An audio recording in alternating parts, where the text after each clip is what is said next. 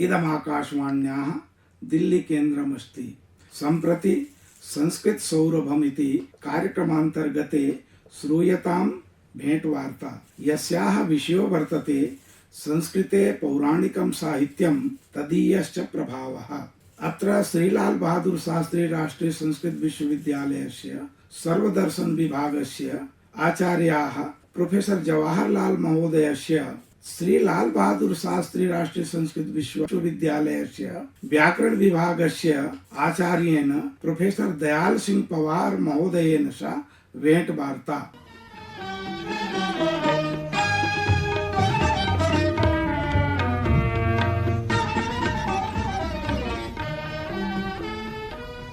नमस्कारः।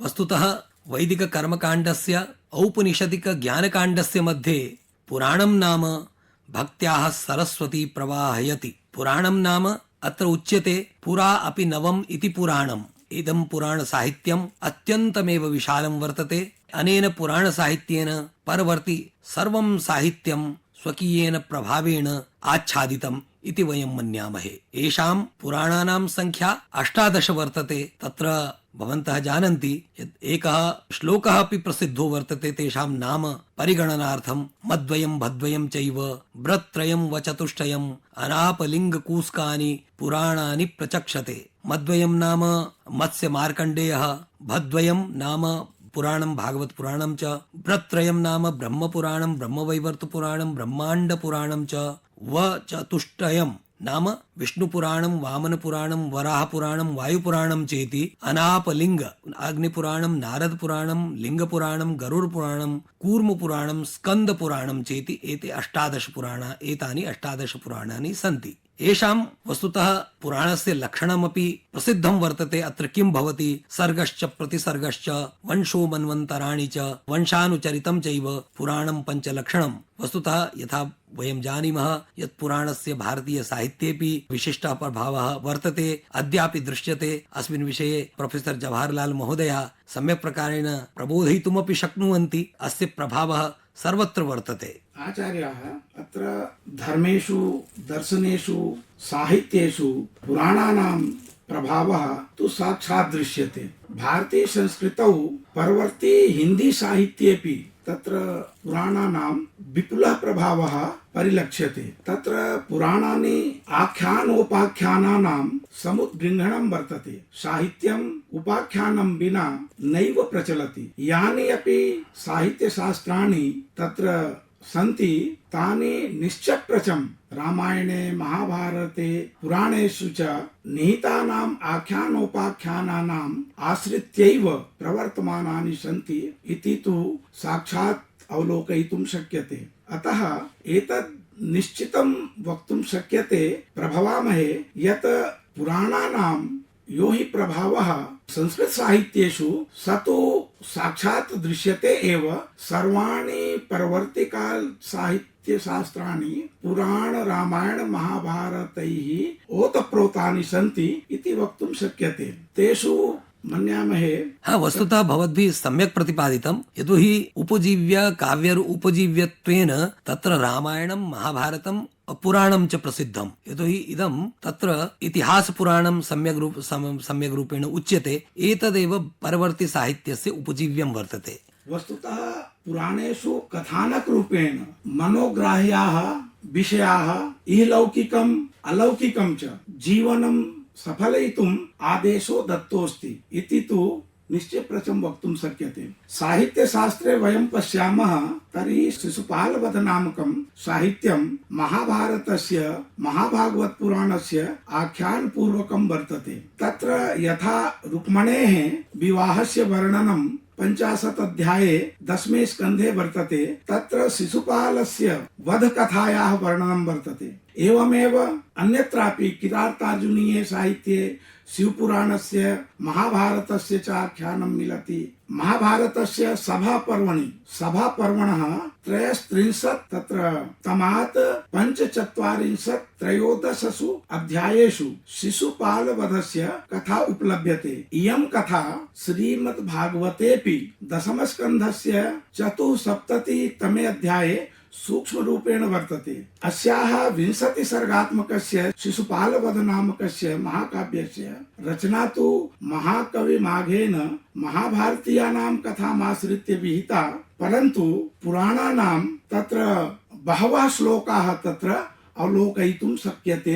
एवमेव महाभारतस्य अर्जुन अभिगमन पर्वे व्यासस्य उपदेशानुसारेण अर्जुनेन पाशुपतास्त्र प्राप्तये हिमालय पर्वत गमनं तत्र ईदृशं वर्णितं तत्तु वस्तुतः अलौकिकमेव। तत्र कैलास पर्वते अर्जुनस्य तपश्चर्यायाः विवेचनं किरात वेशधारिणा शिवेन सह अर्जुनस्य यो हि युद्ध वर्णनमस्ति, अर्जुनेन पाशुपतास्त्र प्राप्तिः इत्यादि अनेके विषयाः तत्र निहिताः सन्ति। एतेषां विवेचनं मौलिकरूपेण शिवपुराणेऽपि अवलोकयितुं शक्यते।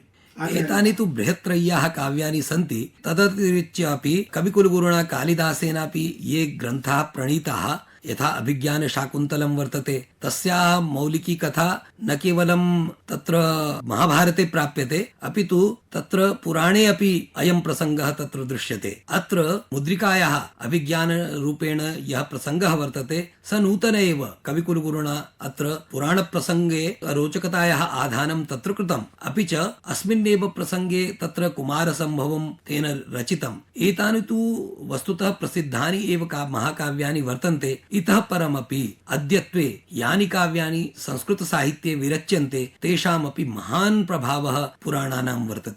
यथा तत्र भार्गवीयम् एकं महाकाव्यं त्रिपाठी महोदयेन रचितं वर्तते। तत्र भृगुवंशस्य वर्णनं वर्तते, अनेकेषां ऋषीणां राज्ञां च तत्र वर्णनं विद्यते। वंशानुचरितं तत्र पुराणस्य लक्षणेषु प्रसिद्धमेव वर्तते। वस्तुतः वयं मन्यामहे यत् जीवनस्य सर्वेषु क्षेत्रेषु पुराणस्य प्रभावः वर्तते। भारतस्य विविधासु विद्यासु अपि अयं प्रभावः परिलक्ष्यते। यथा भवन्तः तु जानन्ति एव, यदि दर्शनसाहित्येपि वयं मन्यामहे यत् दर्शनसाहित्यं यत् परवर्ति वर्तते तत्रापि किमपि कश्चन पुराणस्य प्रभावः स्यात् इत्यस्मिन् विषये तु भवन्तः एव कथयितुं समर्थाः। वस्तुतः आचार्याः पुराणेषु सर्वेषां दर्शनानां सिद्धान्तस्य सूत्ररूपेण निरूपणमस्ति इत्यत्र तु नास्ति सन्देहः। सांख्ययोग वेदांत दर्शनानां तु पुराणेषु विशेषतः विवेचनम् उपलभ्यते। वैज्ञानिकाः बहुना व्यापारेण दिवि प्रेतलोक मंगललोक चंद्रलोकानां च किंचित् ज्ञानम् उपलभ्य आत्मनो धन्यान् मन्यमाना आश्चर्यचकिती कुर्वन्ति जगत्। परं पुराण दृष्ट्या तेषां ज्ञानम् इदानीं यावदपि अपूर्णमेव अस्ति। वस्तुतः पुराणेषु भूगोल खगोल स्थावर जंगम सृष्टेश्च सूक्ष्मं विवेचनं वर्तते। पौराणिक भूविवरण प्रसंगेषु तत्र विविध सिद्ध पीठ तीर्थ क्षेत्र वन पर्वतादीनां वर्णनं दृश्यते। मानव जन्मनः प्रधानं लक्ष्यं भगवत् प्राप्तिरस्ति। तत्साधनानि पुराणानि सन्ति। तत्र पुराणेषु विश्वस्य सर्वासां समस्यानां समाधानं सरल रीत्या सुगमीकर्तुं साधनैः सम्पन्नानि पुराणानि त्रितापतप्तानां प्राणिनां प्रबोधं, भ्रान्तानां सन्मार्गं, भक्तानां भक्तिभाव्यं, ज्ञानिनां अलौकिक ज्ञानस्य प्रकाशं च प्रददाति। एवमेव यथा भवद्भिर्भाषि दर्शनेषु अपि तस्य प्रभावः भवति। अत्र इदं रोचकं तथ्यं यत् सर्वेषु शास्त्रेषु मङ्गलाचरणं यत् कृतं भवति अद्य दृश्यते। यथा अस्माकं आशीर्नमस्क्रिया वस्तु निर्देशो वापि तन्मुखम् इति मङ्गलाचरणं वयं कुर्मः। तत्र प्रत्येकं शास्त्रे मङ्गलाचरणं यद् दृश्यते तत् सः अपि प्रभावः वस्तुतः पौराणिकसाहित्यस्यैव वर्तते। अपि च व्याकरणशास्त्रविषये यदि दृश्यते तदपि महत्त्वपूर्णं वाङ्मयस्य एकः महत्त्वपूर्णः पक्षः वर्तते। तत्र व्याकरणे परवर्ति काले अनेकानि व्याकरणानि प्रणीतानि। तत्र हरिनामामृत व्याकरणं तत्र जीवगोस्वामी पादैः व्यरचि। एवमेव तत्र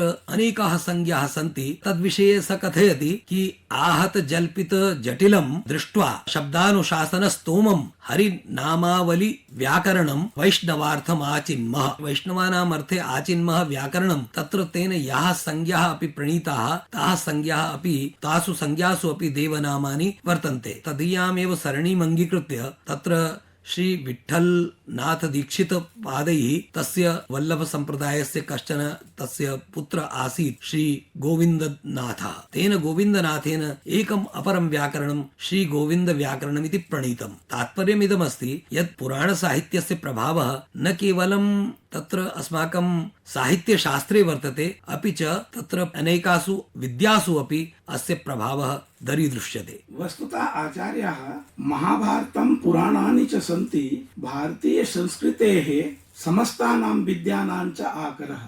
तत्र स्थाने स्थाने प्रसंगवशात् दार्शनिक तत्त्वानामपि विवेचनं वर्तते। तत्र पुराणगत दार्शनिक तत्त्वानां जिज्ञासया तदनुशीलनमेव नितान्तं श्रेयस्करं वर्तते। पुराणानुसारं मूलतत्त्वस्य निम्नो भिन्नत्वेपि मौलिक स्वरूपे विभेदो नास्ति। यद्यपि पुराणानि ज्ञानस्य कर्मणो भक्तेश्च वर्णनं कुर्वन्ति, तथापि तेषां कलौ सकल जनहिताय भक्तौ एव अस्त्याग्रहः। भक्तिः भक्तान् दुख बहुलात् संसारात् आनंदपूर्ण स्थितौ समुपस्थापयितुम् एकमात्रं सुगमं साधनं दिष्टम्। श्रीमद् भागवते भक्ति तत्त्वस्य सर्वांगीण विश्लेषणं प्रस्तुतम्। तत्र 11 स्कन्धे उद्धव गीतायां भगवता श्रीकृष्णेन उद्धवाय मनोरमया शैल्या भगवत तत्त्वस्य उपदेशो दत्तः विद्यते। एवमेव तत्र आधुनिक हिंदी साहित्ये यो हि मूर्धन्य कवयः गोस्वामी तुलसीदासः तत्र आदौ एव मंगलाचरणे नाना पुराण निगमागम सम्मतं यत् रामायणे निगदितं क्वचिदन्यतोति इति कृत्वा प्रामुख्येन पुराणानां स्मरणं करोति। आचार्यः अहं स्मरामि तत्र पद्मपुराणस्य अस्ति तस्य प्रसंगस्य तत्र प्रसंगमाश्रित्य महाकविना कालिदासेन शाकुन्तलं विरचितं। तत्र महाकवि कालिदासस्य अभिज्ञान शाकुन्तलं भारतस्य न केवलं भारतस्य अपितु विश्वस्य साहित्ये विश्वस्य प्रभूते साहित्ये गौरवपूर्णम् एकं स्थानं भजते इति तो वयं जानीमः एव। तत्र एतद् विषये उक्तं काव्येषु नाटकं रम्यं तत्र रम्या शकुन्तला इति। नाटकोऽयं 7 अंकेषु निबद्धः। अत्र हस्तिनापुरस्य नगरस्य शासकस्य दुष्यन्तस्य कण्वऋषेश्च पालिता कन्या शकुन्तलायाः संयोगस्य वियोगस्य पुनर्मिलनस्य च तत्र सुन्दरं विवेचनं कथायाः नाटकीयं चित्रणं तत्र कृतं वर्तते। अतः पद्मपुराणस्य तत्र कालिदासस्य साहित्येपि अत्यन्तं विपुलः प्रभावः अवलोकयितुं शक्यते इति तु वयं वक्तुं शक्नोमि।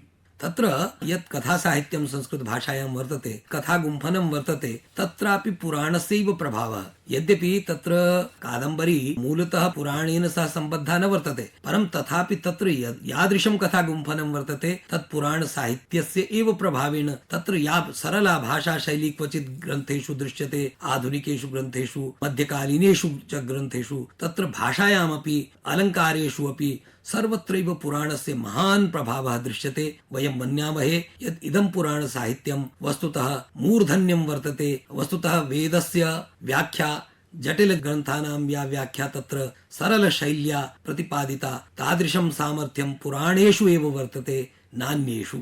आचार्य इतोपि अस्माकं भारतीय दर्शनेषु सांख्य दर्शनस्य शेषवरत्व प्रतिपादने, वैष्णव दर्शनेषु शेषवरत्व प्रतिपादने यादृशं योगदानं पुराणस्य वर्तते तादृशं नान्यस्य इति तु वक्तुं शक्यते। अस्तु, कालः एतदेवस्ति। अतः सम्प्रति भवद्भिः श्रुता भेंटवार्ता। अस्याः भेंटवार्तायाः विषयः आसीत् संस्कृते पौराणिकं साहित्यं तदीयश्च प्रभावः। अस्यां भेंटवार्तायां भवन्तः श्रुतवन्तः प्रोफेसर जवाहरलाल महोदयस्य एवञ्च प्रोफेसर दयाल सिंह पवार महोदयेन सह वार्तालापः। अनेन सहैव सम्पन्नः अयं कार्यक्रमः। नमस्कारः।